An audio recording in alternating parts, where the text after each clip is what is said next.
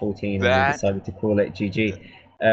They and like the thing is it's really strange looking at the league that we're in. We have 8 teams, and so far, like 3 of them have stomped all of the other teams that they played against. Ours is the only one where there's been 1 game each way. Yeah, and this is the like interesting team that we went up against. I mean, our loss was due to a few, call it errors or a team makeup situation. Having said that, anti-mage it will be pick. That anti-mage pick. All right, hold up, We'll guys. go down I am. history. All right, I'm on 40. I'm on second 40. All right, I'm ready. Seconds. All right. Okay, fantastic. 3. So let's start. 2, 1. Begin. Go. Team ban. There we go. So disorganized. So we're gonna watch through the draft and yeah. So who was drifting for their team? Did you see? The team captain was Space Banana. E-Frag. 10 seconds Well, to Space go. Banana is drafting. Space Banana was drafting, but the Radiant leader of the ban. team is efrag.net. So yeah, that's he's the team creator. Dyer's ban. But Space Banana is. So I mean, like, yeah, Visage Burn. Oh, should mention as well. This was in 6.79, I think. So not. It was, yes. Not the most latest version of Dota. There's a couple of things here that. I'm just trying to 10 think. I mean, Venomancer got nerfed a seconds to little bit, go. but I think he would have been banned anyway. But I was very happy with, if I 5 remember correctly, with how the seconds. opening bans went down. Mm. I felt like we took out very flexible Reserve heroes, time. and they limited their banning towards more specific strategies. Radiant I think team Is so good right ban. now, though. Yes, That's something Slarko that Peak, you've been. Solvo, he's Yeah, now- you've been seeing that actually quite a lot in, not in the most recent update, but the one before it, which is a lot of Captain Mode's games. There is a huge Veno ban, and the 10 reason for it is seconds to because go. of his poison damage and alt AoE. It just 5 causes havoc seconds. in any team fight that you want to have. I think it was you know- the 6.79 Reserve time. update actually gave his wards the poison sting, It which did. meant Indeed. that Correct. it with the presence in lane, it wasn't just kind of I can throw it down, it can get a bit of Dyer's damage, but then pick. it would just be feeding. It was actually a much And I'm more glad they constant took out harass. Crystal Maiden. I'm glad they took out the natures because that's my worst offline. Radiant's So I was very pick. happy Yeah, about I that. mean, I mean, I'm a looking big at that. part of They're it as very well afraid of is- pushing. Sorry, Yeah. Mary. Yeah, and Yeah. I think a big part of it, I wanted an HS Profit ban. A big part of it is the last thing that we'd want for a team like ours is the split push of death that HS Profit can do. Oh, that's what you guys struggle with? It's not that we struggle with it. It's just that it's rather annoying to deal with, especially if you have 10 a strategy in seconds mind. to go. And Very you know, unless disruptive. you're As a going to pick Timbersaw up player, an invis. 5 seconds. Nature's Prophet is always the happiest thing for me because I Radiant's build pick. into travels anyway. I was gonna say, yeah, you I build into synergize so travels, well against yeah. him. Yeah, I mean, like, you could always counter him and steal his CS with someone like a Bounty Hunter or Klinks and or other Invis heroes, and he's quite gankable early to mid game. It's just when you're running a defensive tri lane, you know that he's going to have free farm, and if he's a I good have natured noticed that you guys prophet- run defensive tri lanes pretty consistently. You seem very, very happy with that. I had a really Dyer's fun one pick. yesterday Yeah. with just Anti and Dodo, another guy. But I'll talk about that in a lull or something. It was just such a fun try lane. But we haven't The actually been talking reason about for the it picks. is We've been talking 'cause- about the bans. Just quickly, what are Indeed. our Oh, yeah. thoughts? Obviously, support Well, I love first from Crystal both Maiden, picks. especially before 6.8.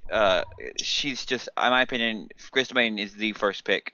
That aura does so much work, especially during the laning phase, and synergizes Dire so well with team Timbersaw and ban. Bristleback, who, in my opinion, are the real go-to off lanes. And she's a great all-round supporter. I mean, what they did, they picked up the Lich, who's a good off-laner, but once they picked up the Death Prophet, our opinion was, well, they're going to go for a kind of an early mid-game push, 10 because the Death seconds Prophet to is great go. at pushing towers.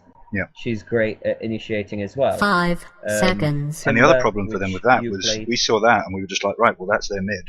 We've got 3 picks to. Reserve time. Yeah, I'm to not a counter fan it. of the early mid pick. No, I can definitely even not. understand an early hard carry, but I think if you pick your mid before the 4th or 5th, you're making a mistake. There's Yeah, just well, no you reason can- to do it. You can definitely only pick your hard carry because you can then pick, 1 or 2 supports to go in Right. lane with them who Right. counter whatever they Radiant pick and give them team the support they ban. need, or Right. just keep all the enemy Right. heroes miles away.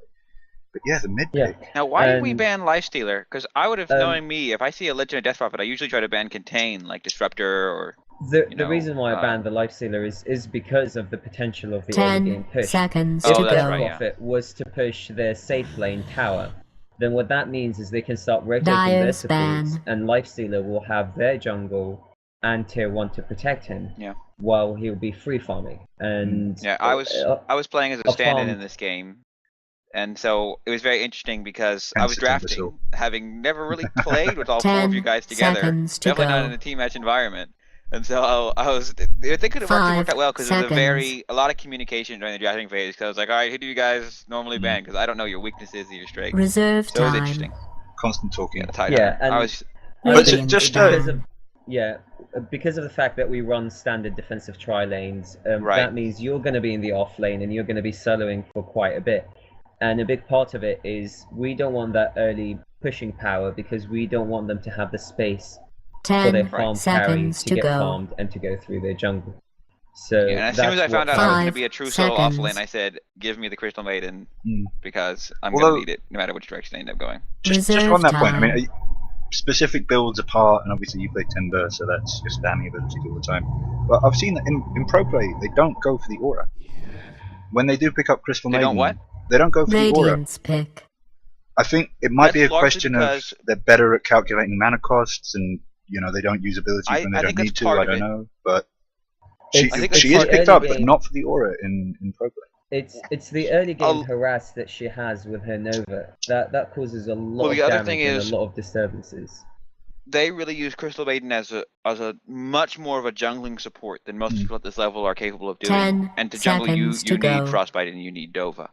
And so in that sense, 5 usually 1 level aura is sufficient. And I can survive with 1 level. 1 level aura still does a ton of work for Timbersaw. Just a little advantage because Timbersaw, especially in the offlane, you have to spam. I'm totally on your side. Whenever there's a Crystal Maiden on the team, she doesn't get aura, I shout at her. But it's just an interesting thing. The different levels of play, you actually, if you built Crystal Maiden like they built her in the pro games, in one of our level games, it might not work. They usually play her very much as a jungler, or at least a semi-jungler. Which I like. I like having that. They picked up the Bane, which is, you can understand why. They kind of figured out that we're going to have a Timber off lane. Bane is a great disable. I mean, like, Bane and Visage are the 2 of the best kind of early game supports in this whole game. Visage will grab Soul Assumption with the kills and Bane with the Nightmare. It's if you use them correctly, they are guaranteed kills, basically. And I think Rubik was a really good pick here by us. I was very happy with this, but I don't think so far. I think this is a relatively good draft by both teams. I'm not a fan of the Lich first pick because that way we know we have a hard carry that isn't going to get perfect farm, so we need a way to recover from that. So that I'm not excited about. We're not I think it's a good draft. Reserve and I wasn't happy with what I ended up playing on the hard carry, like at first, but it worked out beautifully. Yeah. Oh well, I'm not gonna spoil it for anyone that's watching. I'm not gonna spoil it either, but it worked. Yeah. It's the kind of thing where I'll make my points then. I'll say, as the team leader / pseudo team captain for most of the time, I kind of got slightly angry at some of the things that you built early game, or I thought, when I looked at your build, I realized. Anyway, don't talk about the build yet. We'll talk about that when it happens. But so yeah, you got very quietly angry. Draft now. So yeah, there's a bristleback. Right here, this is about when we're right about to win the game. Right here in just a second. That's where we won the game. There right it there. is. As soon as I picked the Doom, I said we won. Doom is beyond perfect for this team for so many reasons. Doom has Devour, which allows him to make up his farm problems against Lich. He's very tanky against the physical damage of Death Prophet and Bristleback. And he has that big 10 silence seconds to go. And Doom, which is just killer against all 4 of the heroes they picked. Death Prophet and Bristleback are amazing Doom targets. Absolutely. Dooming a Bane before he can get off a Fiend script, Reserve totally different. time. It's the longest silence in the game, and I was so happy with this pick. And I just could not tell you how happy I was. I mean the crazy thing about Doom is just it blocks off your passives and your items as well. I mean there's nothing like it in the game. It's just crazy good. Doom is a very situational pick, but I was so happy that we got him. I was so worried that they were going to ban it out. and we wouldn't get the chance. But once I saw the Disney, I knew they weren't going to pick it. So I'm just looking at the stats here. I don't understand about the bans. Like, look, their last ban was a Weaver, which is a bit strange. 5 seconds. We clearly picked up the Timber, and we have the 2 Reserve supports, time. and we have Doom. Who did they think was going mid? A lot of people do play Weaver mid. He's a legitimate solo mid, at least in my opinion. Yeah, well, not against a Death Prophet who probably basically, not. No. I mean, like, because that's AOE. That's AOE harass. Yeah. And the Shikuchi, basically, if he tries to Shikuchi, he will be punished by it by Death Prophet. Plus the silence just to stop him from doing that. Yeah. The lanes have been pretty much 10 sorted out seconds by to the stage, go. because we know the Bristle's coming to the off lane. We know the Bane. And it's not like Crystal Maiden. It's not like anyone that we have has any real synergy with Weaver. So I agree. I don't understand. Reserve time. Yeah. I think this and the other game we played with them, I think we don't want a farm carry, basically, which is natural. Which is what they. I mean, they were going farm carry. Who did they? I know who they got. There he is. Oh, Gyrocopter. A great farm carry. I mean, like, team fighting. I think it was a good choice. It was a very good choice. And like Flag Cannon, if he levels up and if he gets a butterfly and other items, the Flag Cannon could rip through Rubik and Crystal Maiden. It fits in pretty well with their Death Ball push that I think we sort of saw coming. So I thought it was a good choice for them. 10 seconds to go. You guys were pushing the anti-mage ban, which I wasn't as excited about. 5 seconds. I don't know if I would have banned Gyrocopter. I might have banned Gyrocopter. I might have banned maybe a DK. Reserve but time. I think our last ban wasn't great either, honestly. But again, I don't know you guys, and maybe you guys hate the anti-mage a lot more than I do. I think it was I think it was we were quite ability heavy. We didn't want to be going into a fight and suddenly having Rubik or CM or you, or me to a lesser extent, still suddenly have a Manta-style anti-mage, and be on 0 mana. You know who I found I think is underestimated, is especially in teamfight, is Silencer. Silencer, I think people forget that that last word can have a 6-second disarm on it. That's huge. Like, especially if you're playing as a right-click carry, Silence. That 6-second disarm. Disarm. Last word. Really? The disarm, yeah. If you don't cast an ability while last word is on you, at level 4, it has a 6-second disarm following it, which is just huge. And also, like the level it takes for our mid hero. And the thing is it basically does so much damage to supports. That disarm does so much damage to supports. It's ridiculous. I've actually played a game against the Silencer a few days ago who did get a refresher, and we lost that game because his ult is a 4-second silence, if I recall correctly. So he can last word you, and then silence, I guess. So you're automatically No, it was a kind of, you walk into a team fight and there's a 4-second silence. He uses the refresher, and there's another 4-second silence. So effectively, our whole team was silenced for 8 successive seconds. This should be interesting. In a team fight situation, when that's happening, your only option is to basically run away. But I'm thinking, I mean, that if you get last word off before that, then even if you try and run away, once the silence wears off, you're still disarmed. Yeah. And so like even then, you can't do a turnaround, even if you've just got a support chasing you or something. Yeah. I mean, like at the moment. Interesting. I didn't know they did this. They all came up to our jungle. I don't think we even saw that. We were warding it. There was a problem with the wards though, because like we lost the sentry somehow in the early game. I remember. I want to try and track down what happened to that sentry. Yeah, where did that sentry go? I'm tempted to rewind to just see it because was it this game who bought the sentries? 30 seconds I'm not sure to it was battle. because Rubik bought them and he handed them to me, Crystal Maiden, and I handed one to you, but I don't remember what happened to the second one. Right, let's have a look. So what are we doing now? Rubik. Currently, there are no sentry wards on the team. Figure it out. I mean, like there isn't one even laid out. There isn't one on the courier, so it's really my really game strange client just froze. Oh, there it goes. Oh, we can wait for you. Okay, so we've got one sentry ward here, down in bot lane. I mean, I'm thinking the only thing that could have happened is No, that you. All right, I'm rewinding back to try to find it. Is it? All right, hold on. Okay, here we go. So you buy them, Meta? All right, so Rubik buys them. All right, Rubik. Okay, I found. Okay, Rubik he hands one to me. Buys them. No, he hands two to me. He hands two to me somehow. Okay. And then I say, no, I don't need two. And I still have it. And who do I? Oh, okay. And I just gave one to you, Crystal. Crystal, you had three. Oh, I know what happened. I gave you one. I'd get ready if I were you. Stack, and then you sold all three. I sold all three. Oh, yeah. I see it here. Yeah, you got two. I said, I don't need this. Here, take it, Crystal. Yep. Then you got and three. And then you had two Crystal. Then you had three Sentry Wards, and they're sold. And then you sold all of them. There it is. Mystery I see. solved. Okay. So, in addition to that, Rubik actually gave Crystal Maiden gold. Yeah. Because she got the money from selling one of his wards. Yeah, but he only got half the gold, but still. Yeah. Anyway, let's synchronize. I placed a really bad ward here. Don't know what I was thinking. Oh no, I made it work. What? I just wasted a tango though. I was like, wait, I can't do that. All right, I'm sorry. So, all right, what time are we at? What I'm at. So. Game time. Battle will commence minus in 30 seconds. 30 seconds. Okay, I'll come to you. Just go to minus 30 seconds. 0, Yep. Yeah, let's go to 0, 0, 0, 0. Okay, all right, we'll meet up at 0, 0, 0. Nothing interesting happened. 1 second. Did they count to our jungle? Didn't find anything. Let's begin.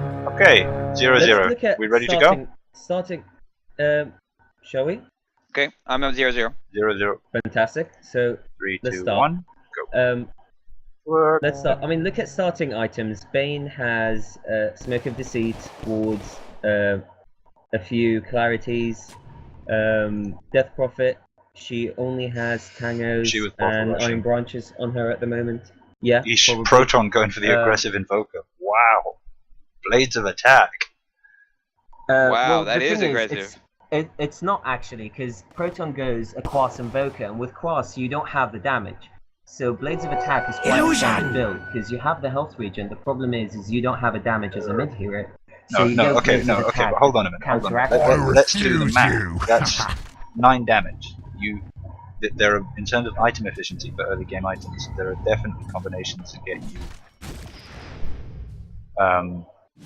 more for your buck than Blades of Attack. Just by going for example, if you got, let's have a look. Yeah, okay, you could get a null talisman for 20 gold more. You'd get the same amount of damage, but 6 of it would also be intelligence, and you'd also get 3 strength and 3 agility. It's like you never go Blades of Attack. It doesn't make sense mathematically. But it's the way it works. It's your base attack damage is for every point you have in your primary attack. Primary stat, yeah. Base attack damage. Does that give you? Is it 1? Is it 1 to 1? 1 to 1. So Crystal Maiden on 18 damage. Then yeah, I'd have to agree. Yeah, No talisman gives 9 intelligence. No, it gives 6 intelligence and 3 damage. So you get the 9 damage. Yeah, then the no talisman 6 of it is from a lot more useful for a Frost Invoker. Yes, but I mean, like the problem is what are you gonna build it into? And generally, no talisman is a good starting sell item if you want it. It's a good. Yeah, yeah, you can sell it, you can turn it into a Dagon, you can keep it in your inventory for like most of the game, in fact. Until it gets to the stage where you don't need it and you can sell it and 400 gold. Having said that, I do see a lot of invokers, a lot of mid-quas invokers being played with this build, which is Tangos and Blades of Attack. The only reason I can think that would make any sense. Straight into boots. Yeah, well, maybe it works for certain characters, but yeah. And if that's how it's done, so that you can rush boots, phase boots, then yeah, maybe that does work. But as a general principle, actually does have a relatively low amount of mana issues in the mid lane, so the additional intelligence isn't that big of a deal. But those other stats could make a big difference. Well, I think the only reason you'd want to do that is if you were building it into a specific item that you definitely knew you wanted, and where there was an unusually large early game advantage to you getting it really early. And then which might be the case with Invoker, but in every other in most general situations, you don't just get different stuff, which is arguably better. You actually get the same stuff, but more. If you go for GG branches, branches, me so well on bottom. Yep. So they really did. They de-warded bottom, and they got both the wards I put down, which really hurt me in that lane. And like top, they still have the wards top. We're trying to de-ward them. They are happily put in. Let's have a look. I think top's interesting things will happen soon. Top. Yep, there we go. There's a de-ward. My whole mindset bottom was just try to get XP. That was all I could do. Yeah, and I think that's a big part for almost any offlaner, which is a big part in getting in the offlane, especially if you're running against a disabled tri-lane, where they have a Bane, they have a slow on Lich, and they have a Gyro who has the stun. I don't know whether he's taken any levels in the stun or not. Yes, he's taking 2 levels. No, that's a flat cannon. He hasn't taken any levels in the homing missile. But in that situation, you have to be very, very careful. The most important thing is just to get the experience. I think once they de-warded me, they should have gone for a kill on me, because they spent a lot of time. They de-warded me and went straight for the jungle, which gave me time. I got a very fast level 3 and a very fast boots of speed, which allowed me to be a lot more elusive, because I got 2 levels in Timber Chain. And that really, really helped me so much. If they had gone for a kill right after they de-warded me, there was basically nothing I could have done, and they had enough to kill me at that point. If Gyro had gotten Rocket Barrage. And so, this is, I mean, like Timber is they were trying to side pull the whole time, but they were relying on trying to chain pull rather than double stacking easy camp. Yeah. Oh, and the first kill of the game. And yeah, it's like. Crystal Maiden, just to kind of give you guys that little blood. First thing in the bury me quills down, so level 2 at that stage. If we look at the stats at the moment, the lowest two heroes in terms of levels are Crystal Maiden level 2 and Timber on level 3. Although Timber, you've just gone up another level because of the creeps you solo offlaning. Well, basically Crystal Maiden, because I spent so much time in the jungle, compared to the Bristle's level 6, I'm level 2. So effectively I'm 4 levels behind the person who's in the lane against our tri-lane, basically. No, I think I tried to de-ward them at some point and failed miserably. I guess the sentry wards must have just gone out. Yeah, the sentry wards must have gone out. I asked for a sentry ward so I could try to de-ward their de-ward of me, but by the time I got a chance to put it, they were already gone. It made me feel very stupid. But well, I'm being the most selfish caster right now and just watching my lane. The interesting thing that was going on in top lane was, even though things were very tricky against Bristol, obviously we lost the kill there. I was getting really good farm. I felt. Yeah, I mean, like, and I felt it actually picked up during the main stage, even though, you know. Well, Doom is so good against Lich in this case, because when yes, he's going to deny you a creep, and yes, it's going to hurt, but Devour makes up so much of the farm that well, we were against Bristol. Doom and Alchemist are really nice against Lich. I mean, Lich was in your Bristol. Oh, that's true. So I was getting. So that's the other mistake they made. I don't think Lich is very good in the tri-lanes, because he. Oh, and they're going on me bottom. Because he's so useful. Proton's there. Yep. The rotations on Invoker are incredibly fast. I mean, like, look at his build. He already has phase boots, so he's starting to move around. And because of his, now, but just point. Now he immediately picks up the bracer. That's the strength equivalent item to what we talked about before. Dyer's top tower is under attack. They're diving up the eye. They're diving the Rubik with Death Prophet as well. The Bristle's there. Rubik is down. Dyer's top tower is being attacked. This was when I was like, oh boy, I don't know what's happening at top, but it is bad. Oh, it is so bad. Yeah, I mean, like, a buyback. Dyer's top tower is under siege. Yeah, I don't understand that buyback at all, honestly. Bit of a mistake from you, I think, that Meta. Just really minor. Double kill. Radiant's middle tower is being attacked. Yeah, I was thinking the same thing. No, the problem is because the Death Prophet was there and she had Herald going. No, you were probably like, a big part of it you did it here rather than here.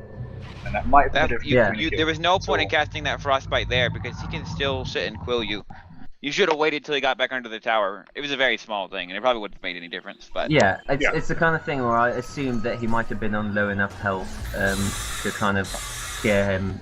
Because my fear was if we would go back into the tower range, then Death Prophet could just basically kill me with a single Crypt Swarm, basically. So, oh, and they're trying to set up a gank on the Timber at the moment. I just want to say, I watched at least the first 20 minutes of this match. The Winter Warrior ends you. Yeah. I mean, at the moment, the beauty about it as well is the fact double damage. I mean, if we're looking at last hits, Dire's middle tower Gyro is being leading attacked. last hits with 39 last hits compared to 7 denies. Invoker is at 33, Doom is at 29 at the moment.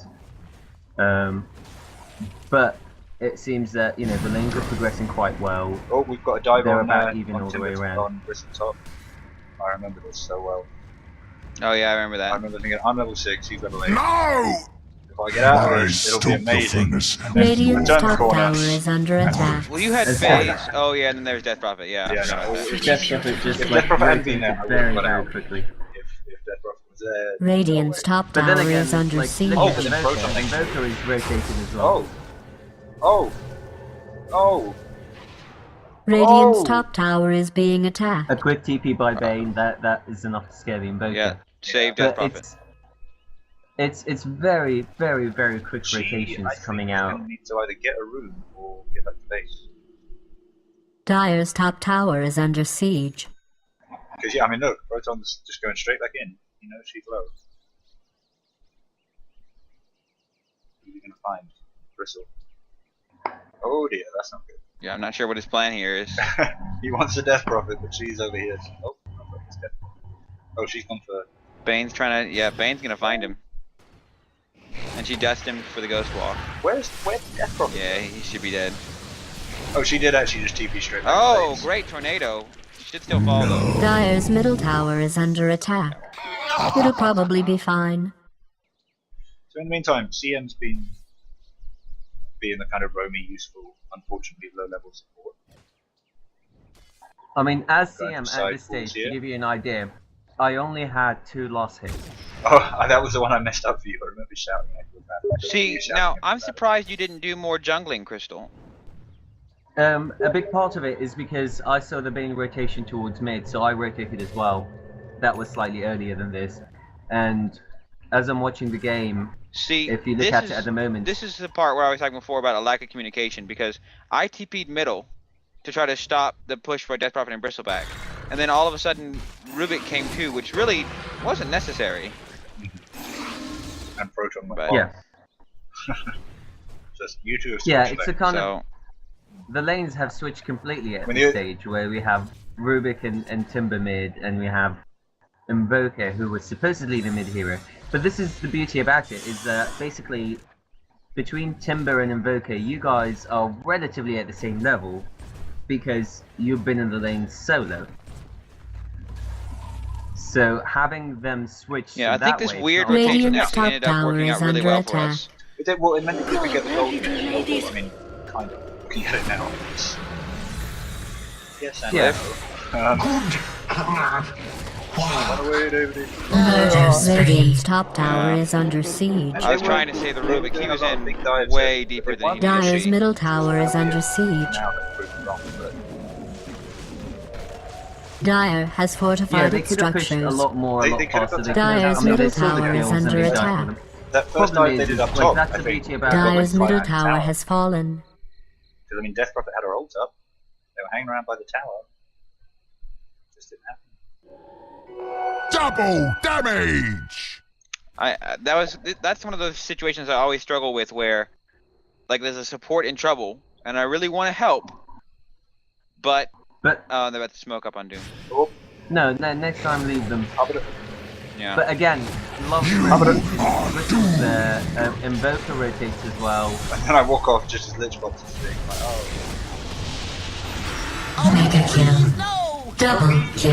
this is more like it. You know? It's a proper... Dire's bottom I mean, at the tower is moment, being if you think attacked. about it, they're way warmer ahead in next terms of time. skills, and they have a tower down. They're 11 and 3. Let's have a look. They're 5,000 ahead We're in XP. Dire's bottom tower is under attack. 5,000 head in gold. That's huge. 12 minutes in. That's an extra 1,000 gold per team. And you're also forgetting that the gyro is... Yeah, and the gyro is free farming. Dire's bottom tower is under siege. There is nothing to contest. Radiant's top tower is being attacked. Radiant has fortified its structures. I've got the item. Radiant's top tower is under attack. I've discussed it many times and I completely agree with you. Still yelling about it. So out of curiosity, Radiant's top tower is under siege. That item choice, Doom. The sand. Is that what I don't play Doom, or at least I haven't played Doom in a very long time. And what I should have done is said to the team, "Hey guys, I haven't played Doom in a long time. What should I get? What do you do?" What I instead decided to do, for unknown reasons, was just get a sand out of my default strength hero. This will be useful at some point. Just fairly easy to get early item. I regret you know, you start saving up for Dire's top tower is under attack. So if I don't know what to buy, I'll Dire's top tower has been destroyed.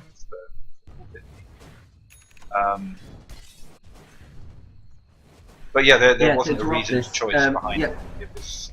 They pushed the tier 1. Look at this. They're smoked. They're walking around the jungle looking for a pickup. Oh, this is it. This is it. This is the big one.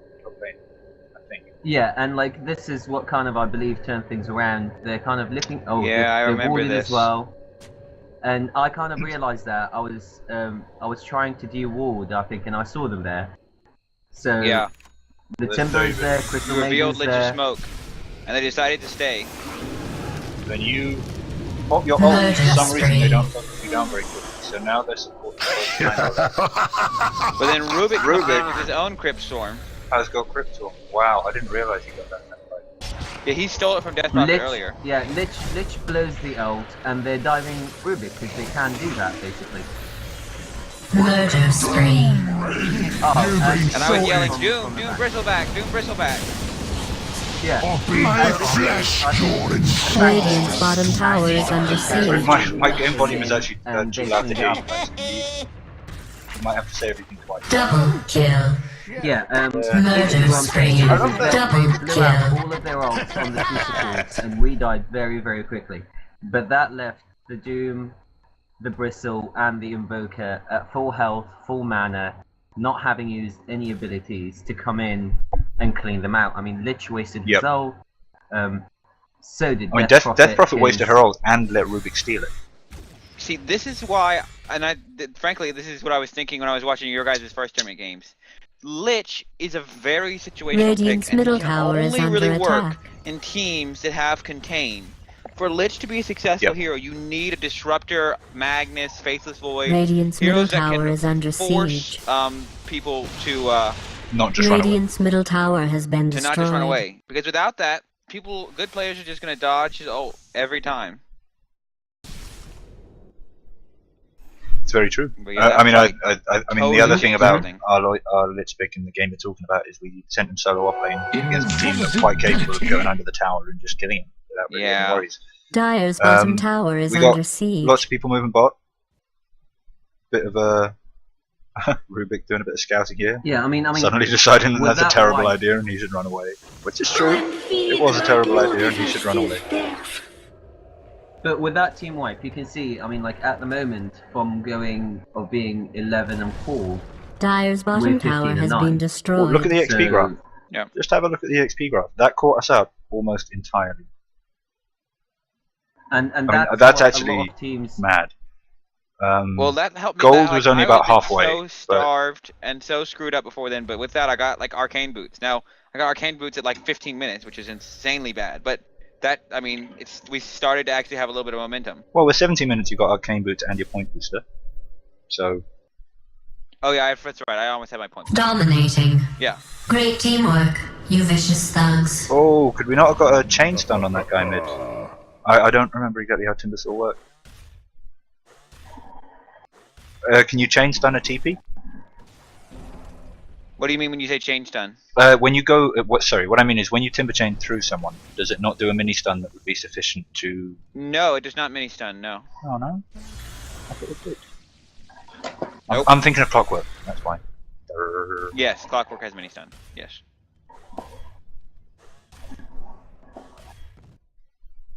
Actually, now here's the thing: is that's how a lot of games, not necessarily at the pro level, but at the kind of the level that we play, gets made or lost.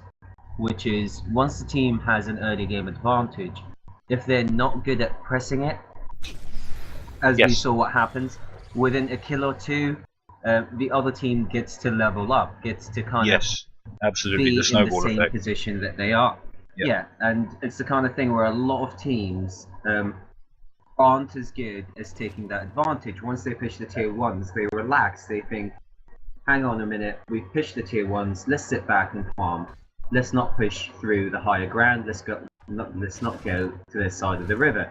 Which is a bad idea, because if they grab the pickoffs on the other team, if they get to farm out their farm carries, like we're seeing now, Bristle, Bristle just gave this away for free. Overcommitted, and and Bane came in to help him.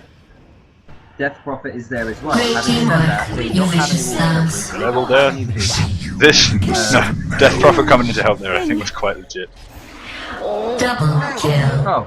It did not take a prophet. I don't remember this. But yes, no, this happened. But the point I think is still good. Somebody phrased it once in a blog I was reading that if you're doing well early and you don't know how to capitalize on that, then you're giving yourself more opportunities to make mistakes.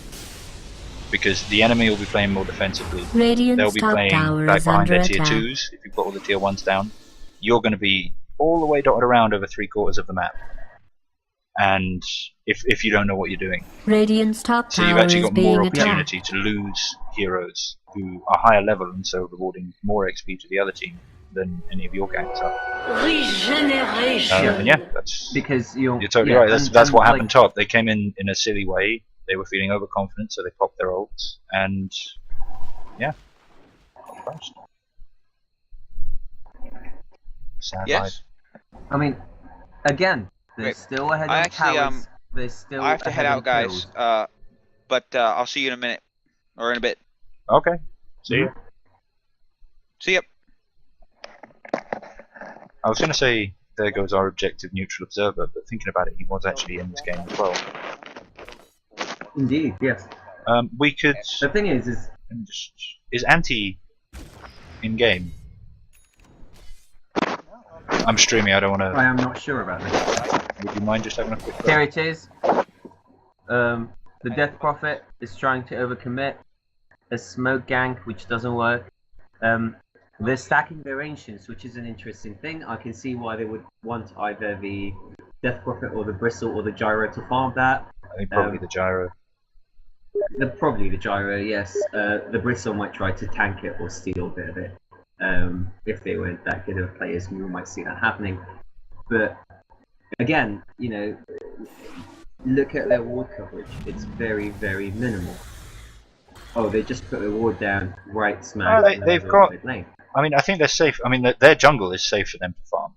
They've got all of the ward, all of the entrances warded, which I think is the point. Having said that, but our jungle is actually less safe to farm because we don't have any wards over on the... The point that I'm trying to make is they have the kill advantage and they have the tower advantage, but they're not pressing it. Yes, they've got very defensive wards. I totally agree. Yep. Yes, Radiant's bottom tower is being attacked. And forcing team fights against us, then that means that we can get the Invoker farm, that means the Timber can find his farm, that means the Doom can find their farms, and these are all things that can spiral out of control. I mean, like, generally, if you're playing against the Doom, you don't want the Doom to farm, because in any team fight situation, that means at least one of your heroes is going to be out of the duration for that team fight being doomed. And even if they don't die, the fact that you're losing such a big part of your team within that, it's going to be a huge, huge problem. And I think this is exactly why we had so many wards. If you look at our ward coverage for our jungle, because we're trying to kind of create that space so that we can extract as much farm as possible, not only from the lanes but from our jungle at the same time. They're doing the same thing, but they should be pressing their advantages, forcing us behind our tier 2s rather than in front of our tier 2s. Yes, I totally agree. I mean, I think there's the entire top left corner of the map, you know, that part of our jungle with the large camp and small camp, that could be theirs quite easily. Like, they could just annex that, and we can't farm there, and we're left with, you know, 3 camps and the occasional creep wave. And they just starved us out. Yeah. And they'd have been in a better position to just take over if they wanted to push a tier 2. Instead, we got 3 people on bot lane. I mean, in fact, we've got there's 3 carries on bot lane. Just, I assume they're pushing now. Actually, they're pushing. Yeah, but I mean, generally, it's the kind of thing where the farm has been quite scattered. Oh, there's another smoke from them. They're kind of wandering off. The fact that they came to that lane, I don't know whether you were watching earlier what was happening. It's the fact that Rubik pushed the wave by himself all the way to their tier 1, and to think that a support could be left unchecked, pushing a whole wave by himself towards the tier 1 in this kind of situation is quite incredible, actually. So I'm just watching. I narrowly avoided getting absolutely murdered there just by the secret shop. I was just, you know, happily wandering through the jungle going to defend bot. They were smoke ganking like 1,000 distance away from me or something. They're on Rubik. Again, we had the vision on them. We had the wards in the jungle. They didn't have any. Oh, look at this. Near top rune. Pull down. Yeah, but as you know, as was said, Lich Ult you can walk out with. It's the gyro that's murdering you. Here comes Doom. Pop BKB way too early. Yeah, and we've got the Rubik Lich. Beauty about it. Yeah, the thing is, look, there are 2 team fights happening on the high ground, one at the front and one at the back, effectively. And that was a big mistake for half, is the fact that half of their team scattered and went up You'll make a one nice side of the high ground, while the other half went towards the other side of the high ground.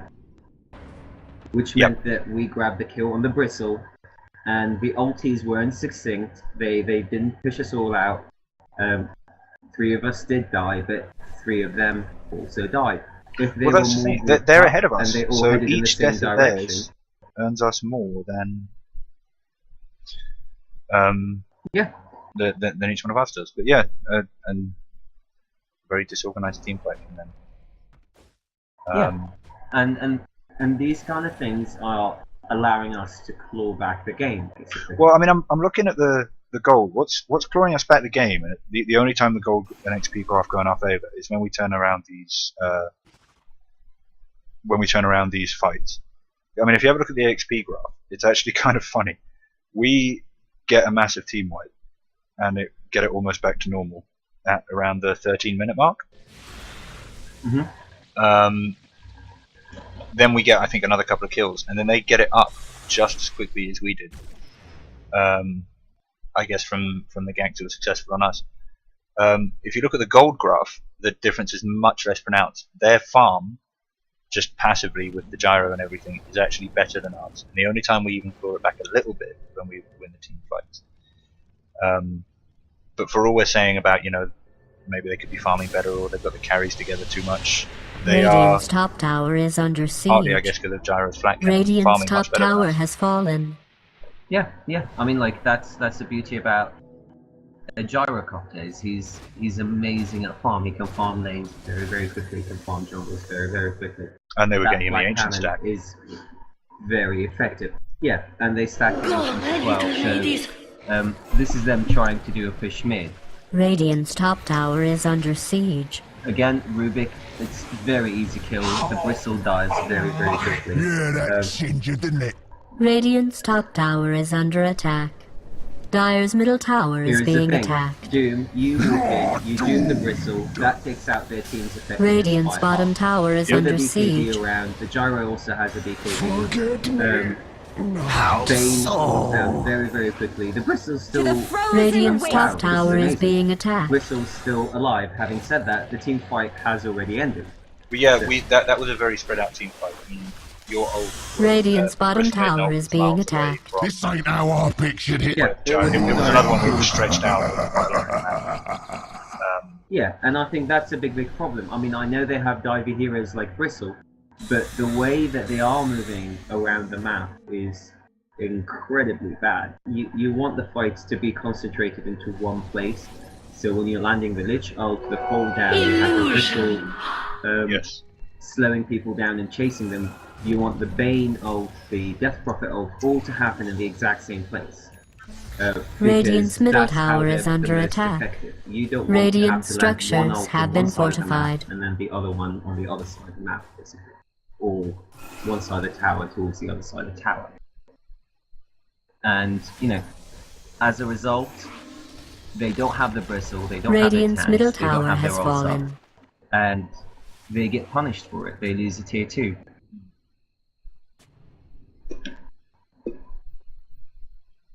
But yeah, this game was invisibility. It was quite a lot of backwards and forwards. Shall we have a look at in terms of stack? Sorry? Yeah.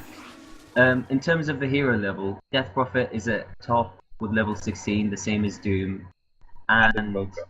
We've actually got and Invoker. Ours is more spread. So we have. I think. Oh no. Yes. Oh no, we're Having actually just said ahead on that, levels. We've got 2 supports at 11, so do they. We've got an offlaner at 13, so do they. So Our do 2 they, carries yeah. at 16, their carries at 16 and 15. So 15, 16, and 15. So in terms of levels, we're starting to go back. I mean, they are still technically ahead in XP, but I guess that must be in kind of being closer. I mean, to in terms of net worth, net worth as well. I mean, like the leader, not surprisingly, is the Gyro with about 12,500. Then followed by the Doom, then Death Prophet, then Invoker. So you know, I mean, like it's natural to see Gyro on top of that list. Yeah. The kill difference, it hasn't really changed that much from where it was 10 minutes ago. They're still on 24, we're still on 17. So that's a 7 kill difference basically between us and them. Having said that, we've left the on tower tower difference, totally deniable. Yeah, but we've taken the tower advantage because they've had a couple bad team fights where it was spread out. Basically. They're coming. They didn't have. But it looks like I'm not entirely sure where we got that from because we don't have wards up in the necessary places, or maybe that ward just caught them down there. I don't know. We do have wards. Yeah. Dyer's bottom tower is under attack. Route, which is the route they took. So I'm not. Yeah. Given that I was in the medium camp, I'm not sure where we got the vision to get out. We had a ward on our tower. We kind of smoke in. We know where they were going, and we try to chase them down. Dyer's bottom tower is being attacked. I didn't get my Doom off on death. Again, this is another scat fight. Invoker and Doom, you guys follow the Death Prophet and leave the rest of us to deal with the rest of them. Well, it was a question. We lost Rubik. We got Death. Dyer's bottom tower is being attacked. We got Death Prophet. We got Rubik, which is more than just a fair trade. Hard fact. And quick TPs. Dyer's bottom tower is under siege. Again, you know, they're replacing their tank for a support, which is a bad trade for them, basically. Because having killed the Rubik for a Bristleback it's a definitely worthwhile trade for our team at this current stage. Because it kind of means that they have no one to stand there and tank the damage output from either. I think where they went wrong there is Radiant's their whole bottom team tower is being attacked. and then they came down. So the Radiant's bottom tower has fallen. Now, when they were kind of just getting inside the room, Death Prophet was almost over at the tower for some reason. Then Proton ran down that way as well. Noticed her, managed to get a tornado off, and so we started the fight by killing Death Prophet. From that point on, 4 and 5. Double damage. So yeah, critical importance. I mean, I'm just thinking you're right. No, if they had a Magnus or even just a Darkseer with like level 4 vacuum, some of these team fights would have been horrific for us. You know, yeah. I mean, they have a lot of team fight ulti AoE, but they're not. They haven't had the right picks to use them as effectively. Yeah. I haven't seen the Bane land one good ult this full match. Oh, Well, there were a few early ones, earlier, but it's the kind of thing. Picking up ganks. Yeah, but it's the kind of thing where this Bane should be basically in control of the Doom at all times. Yeah, I mean, I another think thing. We have does his ult go through BKB? Yes, it does. It does. Oh right. So, yeah. Because I thought maybe that was putting him up. I need to check. No. The Bane is one of the few. Yeah.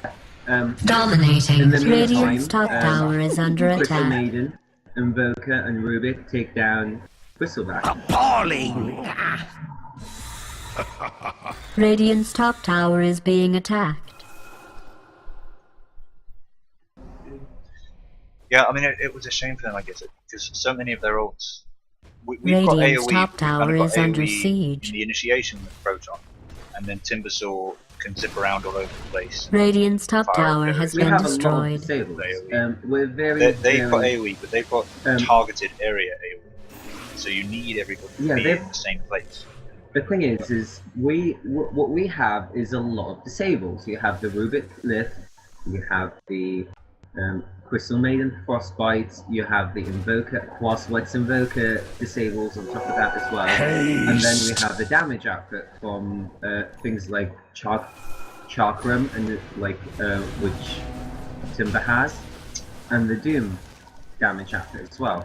While on the other hand, they have a lot of team fight, but that needs us to be grouped, and they're not finding us in a group position. They're not forcing us to be in a group position. Very quick ages. Roshan has been killed by the Dire. We don't have enough time to kind of react to that, to contest it. The good thing is the Gyro is still farming, and I guess they're landing all of their hopes on the Gyro's farm, which we might be able to see as well later on in the game. But you can see the difference now. Now that they've lost 2 tier 2s, they're a lot more compact, they're a lot more scared. Look at Lich. Lich is hasn't moved from around their tier 3s for the last 2 or 3 minutes. He hasn't done anything at all. The Bristle. Dire's middle tower has been denied. These are not the most aggressive boards, but on their side we've got few of their ancients, so Gyro here. Yeah. I mean Gyro is the only person who's farming at the moment. The rest of the team are just kind of standing around, really. Bristle actually has not moved. I'm trying to actually perfectly still.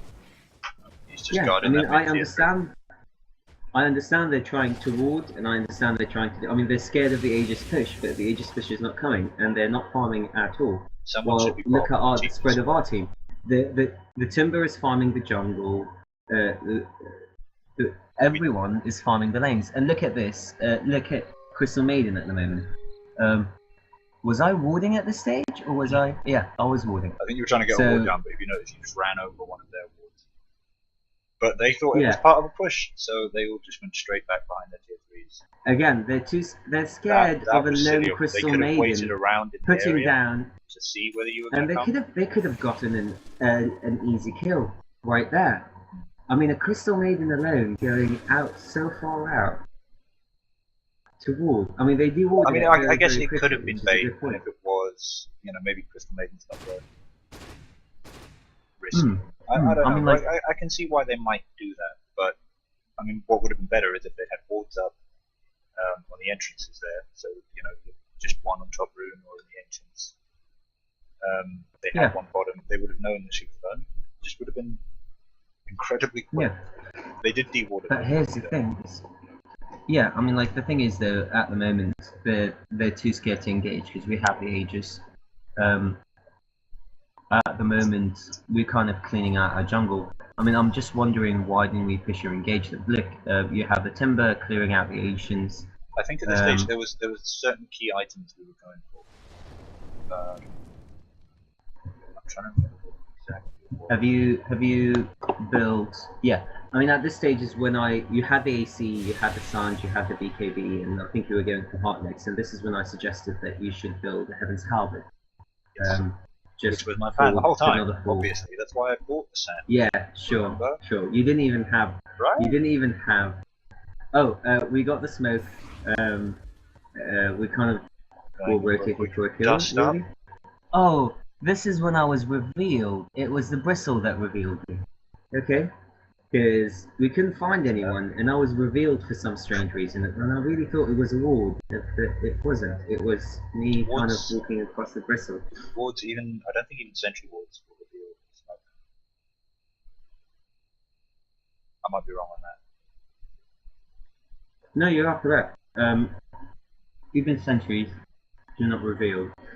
Now I remember at this stage I thought they were doing the exact same thing to us, kind of either or just somewhere else, and they were going to end up pushing bot here really quickly.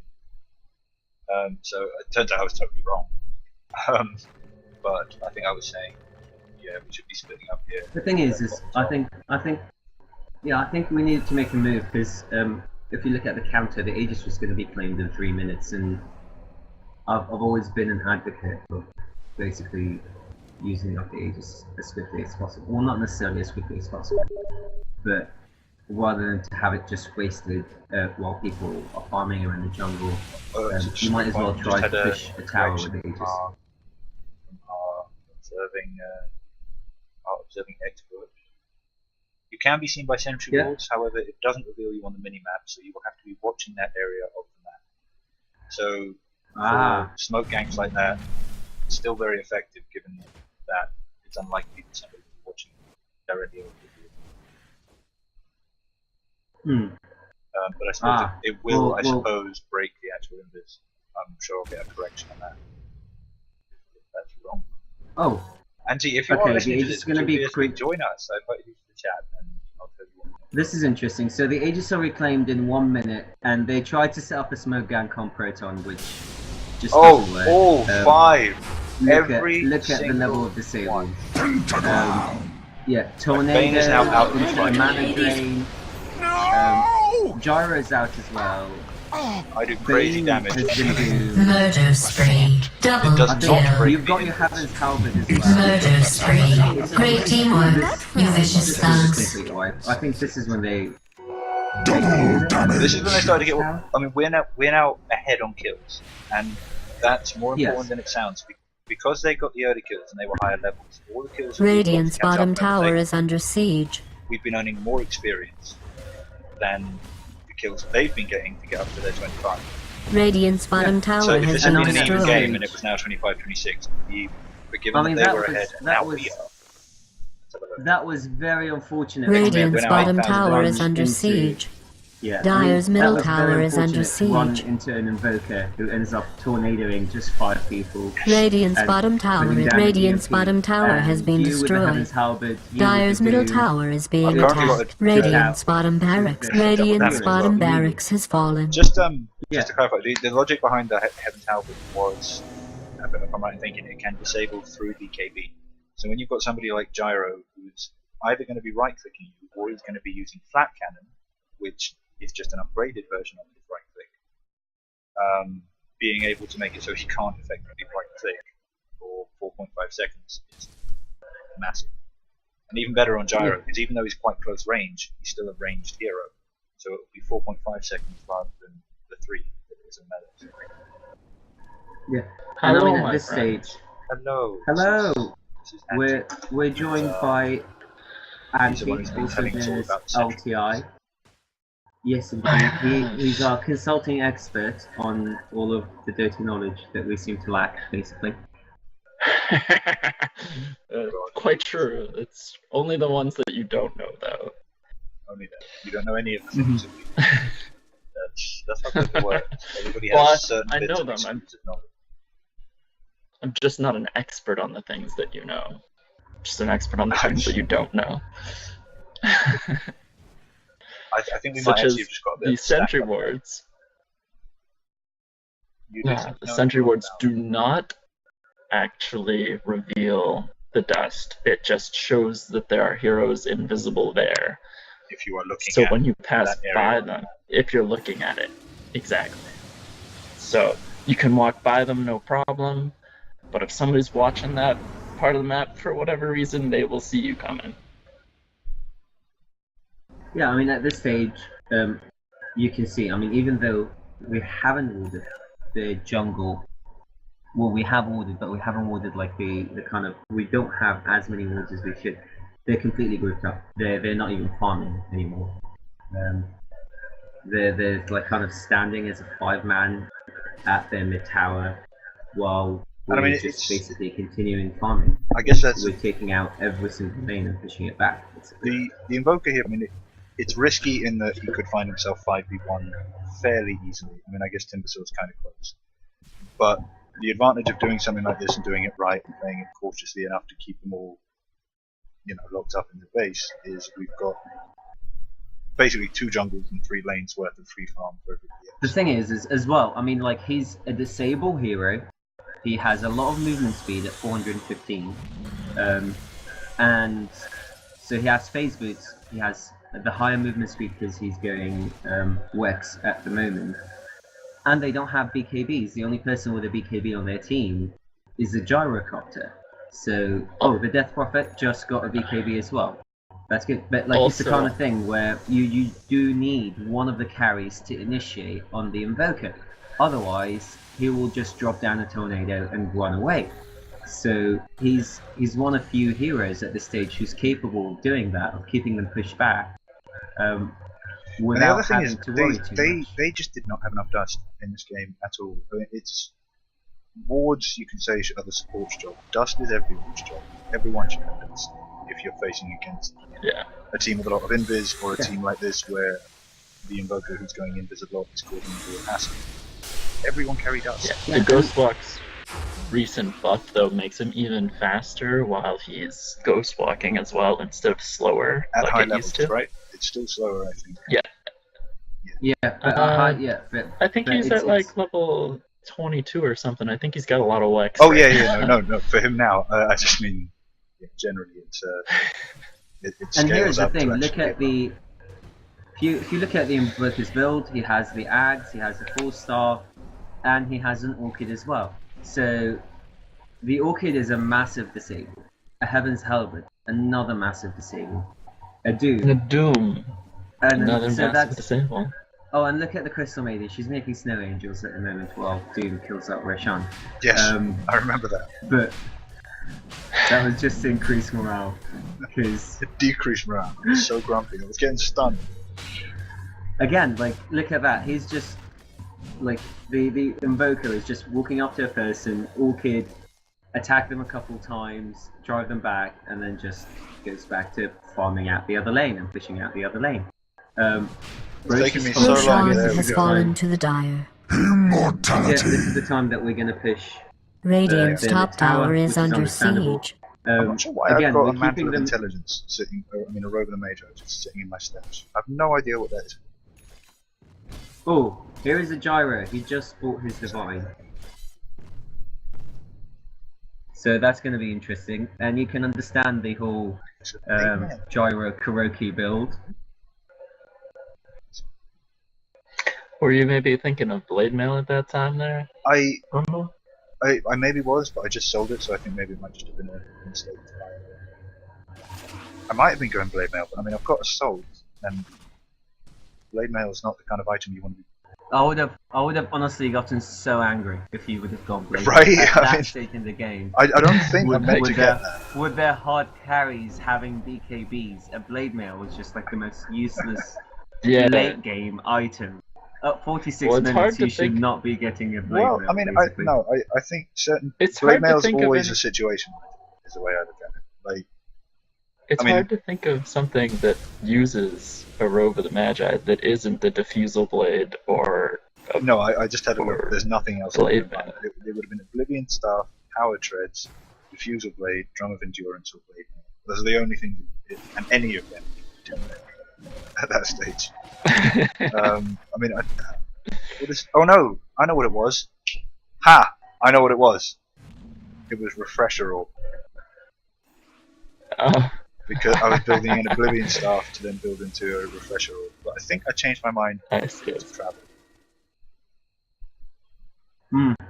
Anyway, that's enough talking about my random item choices, which I'm very interested in. What's going on? I mean, the game the same thing mentioned before. I have a little bit of a delay. America is just everyone's being everyone's being distracted by everything else, and Invoker tries to take the opportunity to kill Bristle. Doesn't work. Invoker runs out. It's the kind of thing where they can't defend all three sides at the same time. No. And how many 4-stars? That's quite a bit of pressure. And I mean, I think Bane should have a 4-star, because that is the only thing they've got close to disable initiation that I can think of, and that is Bane 4-star, Nightmare's one person, Fiend's Grip's another, and immediately then you've got Gyro coming in with BKB, and a Silence from Death Prophet or something, but that should be their initiation. I mean, that is a big part of it, is either a 4-star or a blink. That's how I normally play Bane.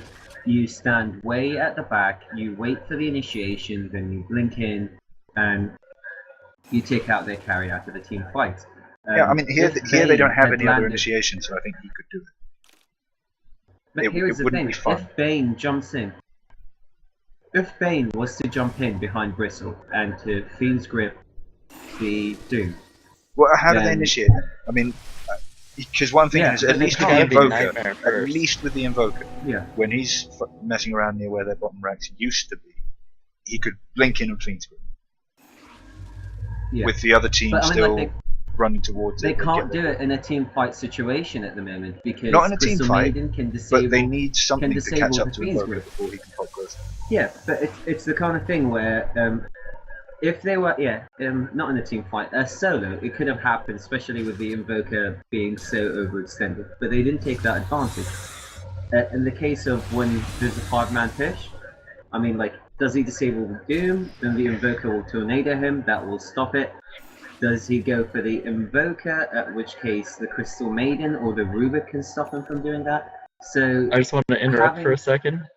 This is where we figured out that Gyrocopter had the Divine Rapier at this exact moment. That was thanks to me, because I turned around to you guys and I was noticing that the Gyrocopter was farming the lane, and I was like, guys, just so you know, Gyrocopter has a Divine Gyrocopter. I mean, Rubik, Crystal Maiden, we run out immediately after dominating. Great teamwork. You vicious mega kill. Double kill. Basically. Rubik, 2-3 hits, you're down as well. I was running away because there were 5 people in lane, and then there was a sort of jungle ambush from down here, which nobody told me about. It took me ages to get back here.